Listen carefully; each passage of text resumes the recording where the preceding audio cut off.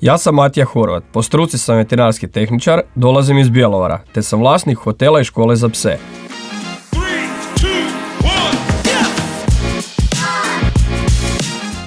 Ljubav prema psima nosim u sebi od malih nogu. Jedini životni period kada nisam imao psa je bio vrijeme kada sam radio u inozemstvu. I to razdoblje mi je bilo najteže. No, kada god je teško, dogodi se nešto lijepo, a u mom slučaju je to rođenje kćeri Kale, mog najvećeg ponosa. Tada supruga i ja donosimo najbolju životnu odluku i vraćamo se kući u Bjelovar. Po povratku otvaram hotel i školu za pse, te gradim životnu priču koja nije posao, jer kada radiš ono što voliš, to je jednostavno stil života.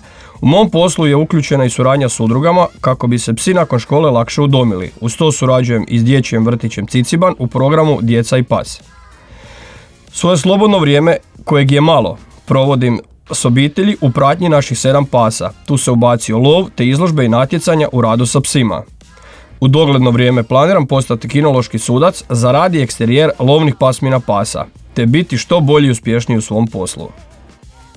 Ja sam Matija Horvat i ovo su moja 3 frtalja.